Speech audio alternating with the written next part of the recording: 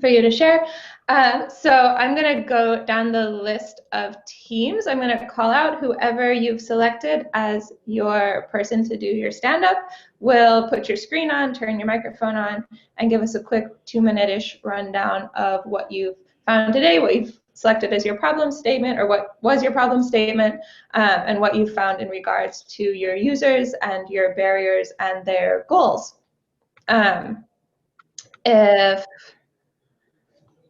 Sorry, I had a thought and then I completely lost it. Anyway, you don't need to share your screen or anything. This is just to share verbally what you guys have found so you can kind of see what everybody else is working on, and how maybe your work fits in with what they're doing. People who are our audience, who are listening, you're more than welcome to ask questions of the team that is presenting. You can either drop them in the chat and I'll read them out, or you can pop up on your screen if you like. We'll try and keep it pretty short. We don't want to go on for too long. You do have to do pitches on Thursday, so this isn't a pitch. This is just a little practice of getting your ideas together and talking in front of the whole group. So I'm going to say Team CIT first. Is there a representative here from Team CIT? And if you will put your camera on and... Oh yeah, I know there's a few that aren't here. So if nobody pops up, we'll skip over them. Oh, and I'm here, so I think I'm the only one. Yeah. All right, from Team CIT. So if you'll put your camera on for us if you want, or you can. Yeah. You're hiding. You can keep it up. There we go. So if you would share with us real quick what your problem statement was, what you found in terms of users, barriers, etc. And yeah, I'll leave the floor. It's all yours. Okay, so the problem statement I had was how to improving the physical health understanding and maintenance for 16 to 24-year-olds. So basically, I decided to research on defining exactly what they meant, how 16 to 24-year-olds understand physical health. Because when you're young, it's more of a mandatory to participate in physical health through school. And as you get older, you don't really have the time to, well, you have the time, but people make it as a choice, or they usually use it as a concept to have fun or to play sports, or extracurricular activities don't really see it as a health benefit. And sometimes people who do actually participate in maintaining their physical health tend to do it because for the actual own health, like it's more of a scare basically that they have to do it. It's not really based on choice. So I feel that I was reading a framework that was issued by I think the Department of Education, and they were saying how they were trying to have a framework of physical fitness in schools when you, as a child to as a young person. That was just one of the studies I found, well, a framework I found, and really gave me the idea of actually having a predefined approach on physical health, defining physical health for a 16 to 24-year-old, instead of it being more of a mandatory aspect, as because we all thought of it as we have to do it in PE. Let's have it based on defining it on goals. So it'll make it it'll be more initiative to encourage people to actually do physical health instead of making it feel as if it's a mandatory aspect or you have to do it because it improves health and living. It's more of setting up goals towards using physical health to set up goals, basically. So yeah. Awesome. That's really, I love that angle. It's so good. Do we have any questions for Devin and Team CIT from anybody listening? Any of our other participants? Cool. Great.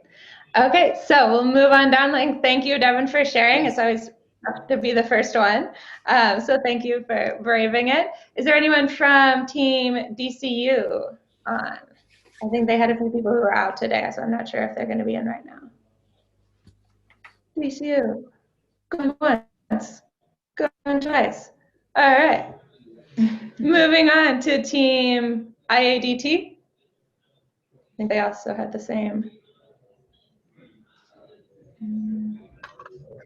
All right. Oh. Sean, are you from IIT? Nope. All right, on to the next one.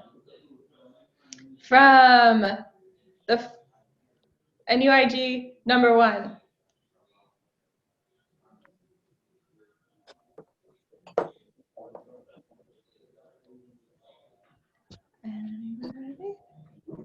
Hello? Yep. Yeah, I'm just trying to share my video. Oh, here, let me make you a thing. 1 second. I have to I make you a... know, no, it's just my camera anyway. Like we don't really have anything to share anyway. You probably don't want to see my face anyway. So the idea that we came up with is trying to tackle the healthy and social connections between 16 and 24-year-olds.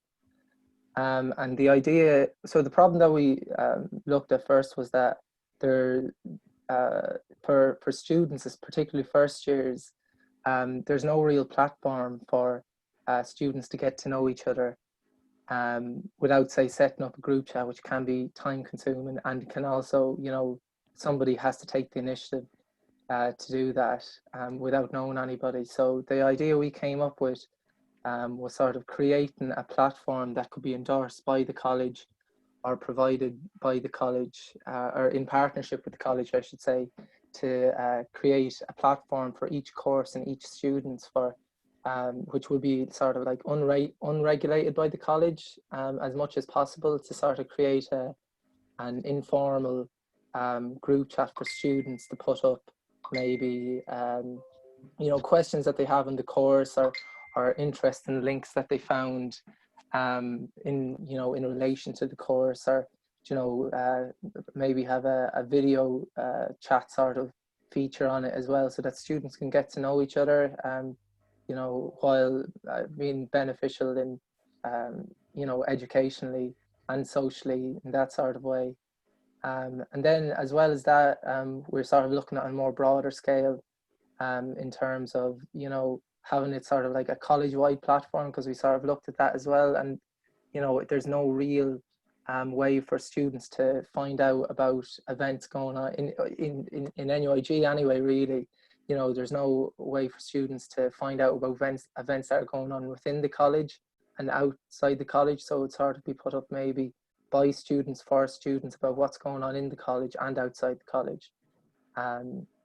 So there's a sort of that aspect of it as well. So really just an overall platform for students to get to know each other, help each other out, because obviously college can be a bit daunting for first years, but then as well it could be used for older students as well, who might be able to give a lot more beneficial information to the younger students. So that's sort of what we were looking at. Wonderful. No, that sounds really great. I was talking with, I'm sure you're talking to your potential users as well.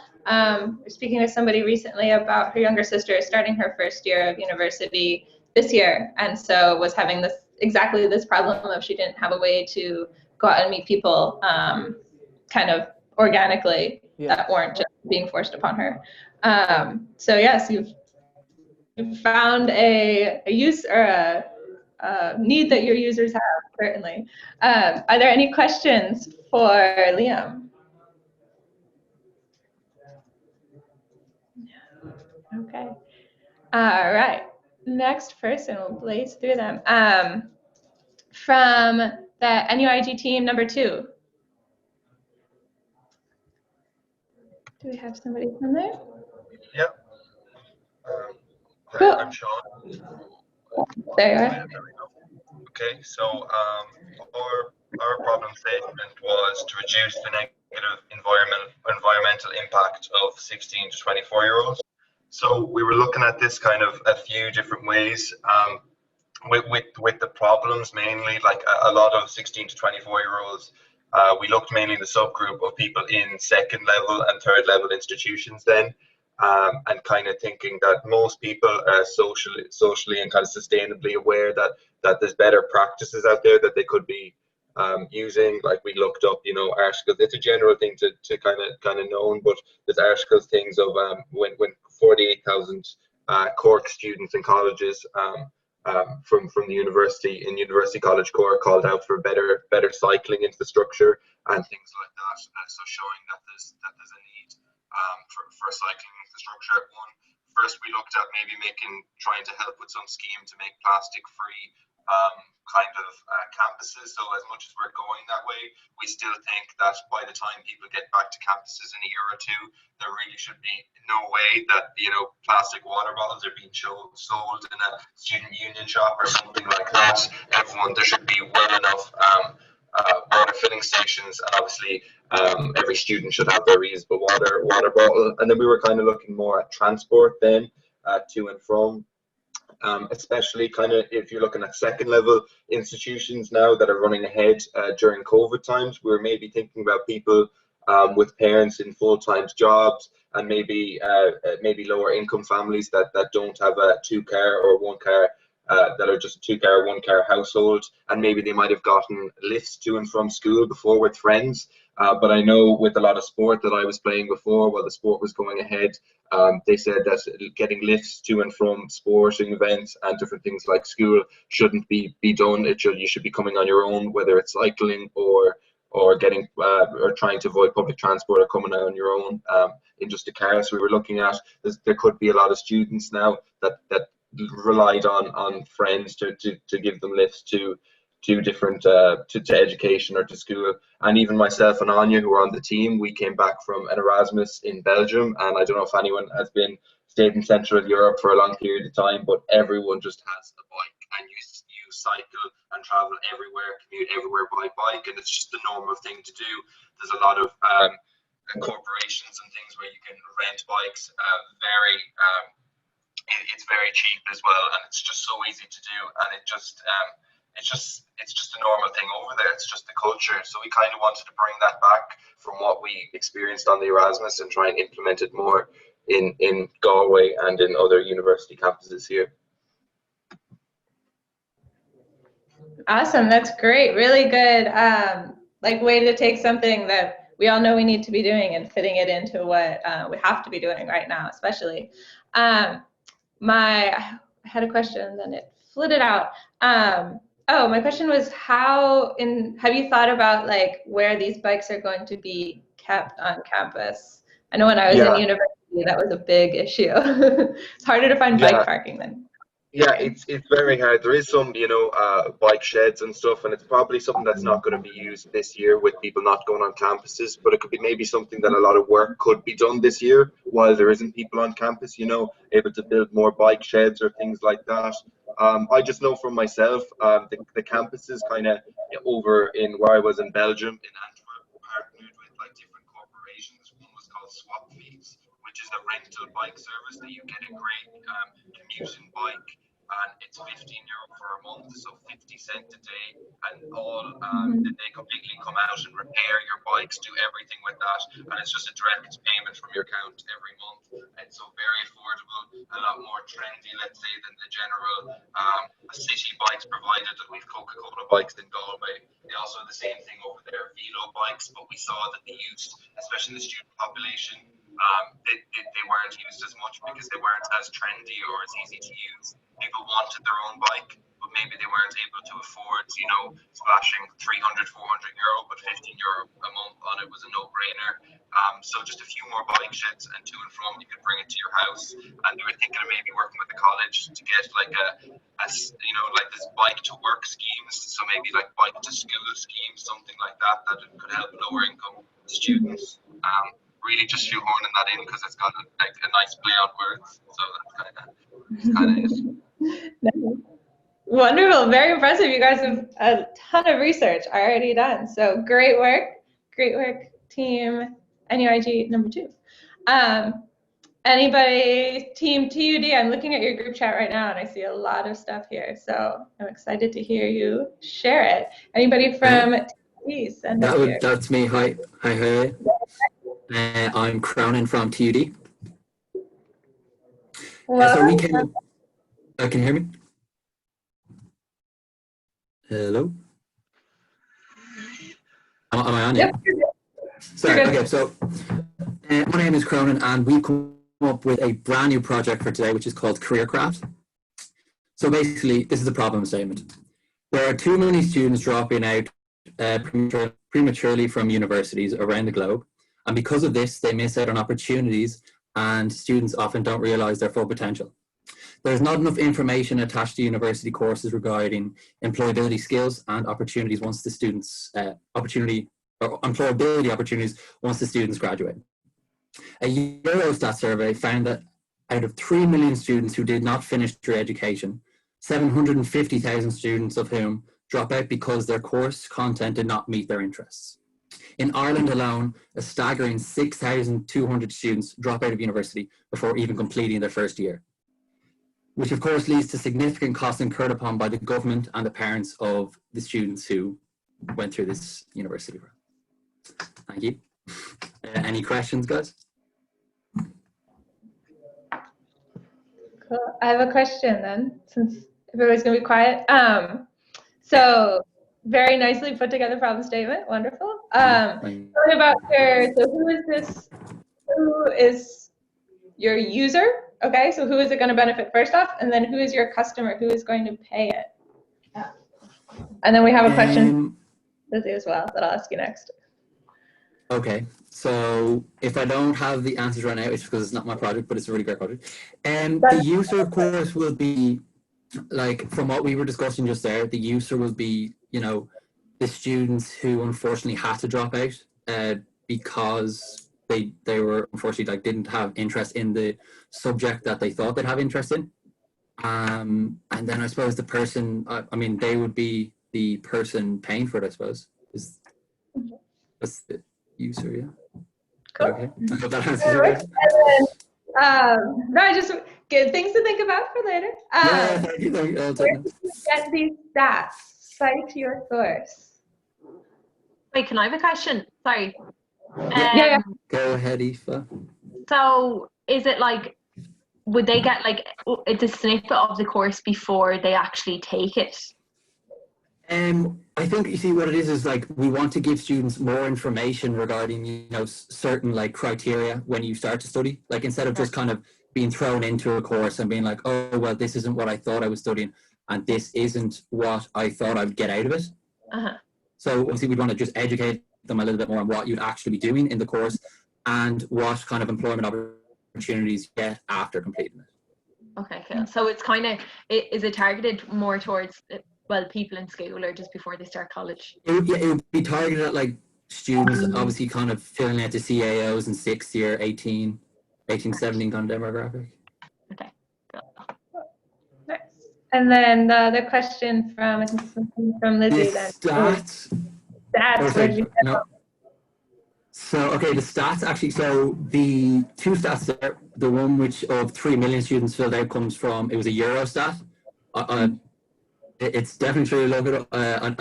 If you want the link, I'll try and post it in, just in case anyone tries to call me on it. And also the one regarding students in Ireland, the 6,200 one, was referenced from the Irish Times. Nice. Any other questions for Team TUD and Cronin? No. All right. Fair enough. You got grilled. So, Thank you. thanks for sharing. Great. Also, another. Thank you so much, guys. Thanks, guys. And so we have somebody from Team UCC. Who do we have a representative in from Team UCC? Hey everyone. Peter. Hi there. Yeah, Aoife, Caitlin, Sophie. Great day so far. Thanks for. So our problem statement basically is. Oh, sorry. Did you say? Oh, we said, and Lizzie. We almost forgot Lizzie. I was waving, Peter. I was like, what about me? I said Lizzie. I said your name first. Anyway, let's get to my problem statement. So basically, our problem statement is to raise much needed funds for terminal cancer care in Cork, which would be Marymount Hospice. And we'd like to do it in kind of an eco-sustainable way, you know, without, you know, I suppose, trying to every process we'll do it as eco-friendly as we can. So we just use the 2 seconds, let me get it up. For the persona, we said our customers be into organic foods, they might be middle-aged or elderly, lead a healthy lifestyle, climate activist, has their own properties, and wants to make a difference. So essentially what we want to do is set up a flower shop that sells seeds for fruit and veg, to raise money for Marymount.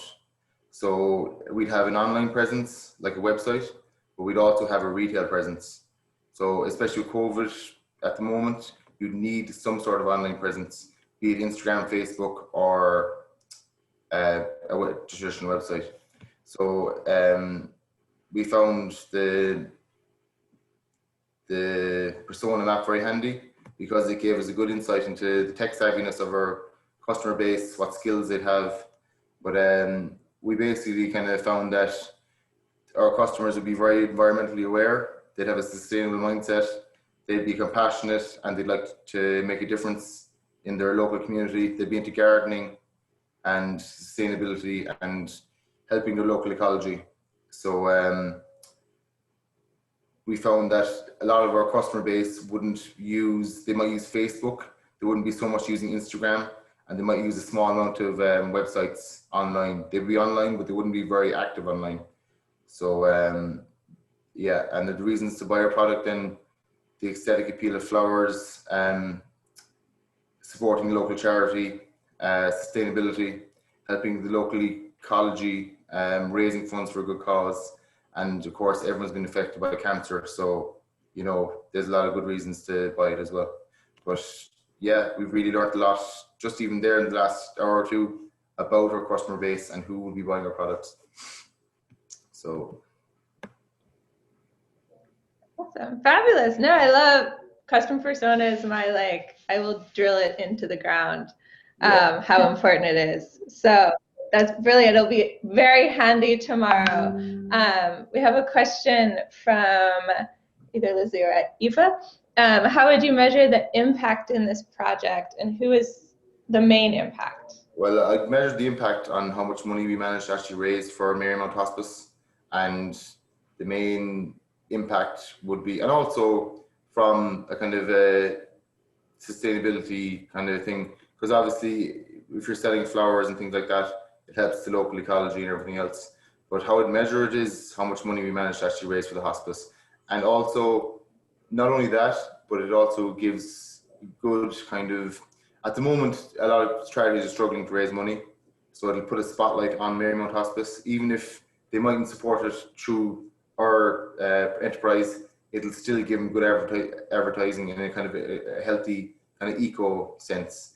So yeah, I'd measure the impact by how much of a attention we can bring towards Marymount Hospice, but also how much money we can raise as well. So fabulous, awesome, great work. I love all of it. Great work, and I love hearing that you guys have gotten so much understanding done in such a short amount of time as well. It can be done. All right, so next team up, we have team UCD number 1. Do we have a representative from UCD number 1? Once, twice. All right, is there someone here from team UCD number 2? Yeah, that's me. Perfect. Yeah. Hi, I'm Liam, and I'm the only member of UCD Team 2 available, so I had to nominate myself for this one. But our problem was to assist financial planning and literacy in 16 to 24-year-olds. And I feel like being a broke student myself, this particularly appealed to me. And I feel like that's our target market as well. And I feel like it's a big enough market, broke students. So so we all know that secondary education, particularly in Ireland, it doesn't really like teach you the school of life. So like I've often got together with my friends and we've been scratching our heads over concepts such as like tax, you know, the types of debt, why the types of debt matter. and what avenues you can pursue when it comes to government support, which they do exist, and some people don't know about. And being a finance major, like reading statistics, like 36% of US students have credit card debt over €1,000 is honestly very worrying. And, you know, due to COVID-19 and the current financial climate, I believe that, you know, solid financial planning and personal spendthriftness is a really important issue, particularly for students nowadays. And also, like, you know, a survey conducted by Spin found that 79% of college students found that the government, they said no when they were asked, was the government doing enough? So as I said before, now's the time for students to be thrifty, to be independent. So I feel like giving them an avenue to pursue independence by teaching them financial planning, financial literacy. I think this could be achieved, like, it only kind of popped into my head, but if you build some sort of software that, you know, incorporated software such as like a budget planner and, you know, tips, tricks from student alumni who are, you know, who managed in college. Because yeah, as I said, the current financial climate is going to make financial planning and literacy a real issue. Thanks for listening.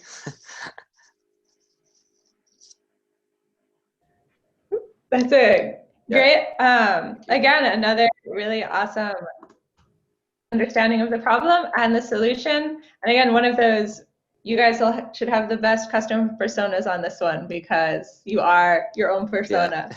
Yeah.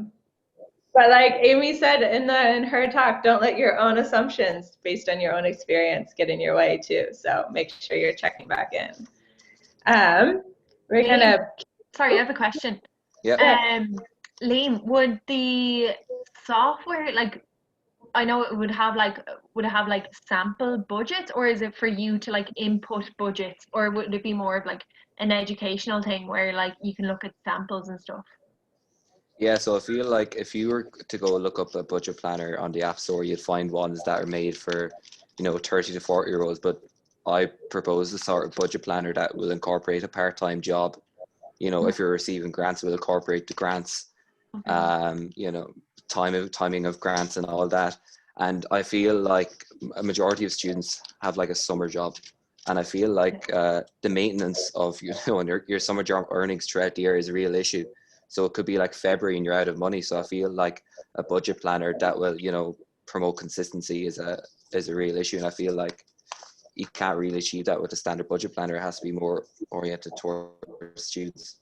Yeah, and would there be like resources for them to kind of like learn more about it on it, or is it just solely like a budget planner? Yeah, no, sure. The budget planner is not the only piece of software to plan on it. So I plan on having like that. That's yeah. Sorry. I said sorry. I'm grilling you here. Oh, you're. I just think it's a good idea. I'm expecting it. Yeah, and so I want to put that in, but I also want to put in, you know, tips, tricks. I want to be a bit of a news feed as well, because as I feel, as like, you know, even the concept of like emergency tax and stuff like that, I feel like students are more. Yeah, you know, and no one really knows how to do it either. And then when you go and ask someone, it's like you're asking your dad or someone who hasn't known in 40 years, and you go look up from a student basis, you can't find these sort of things. So I feel like a site run by students for students is a real effective way of doing it. Sort of like a forum. Cool, I really like that idea. Yeah, that was brilliant. I would still use it probably.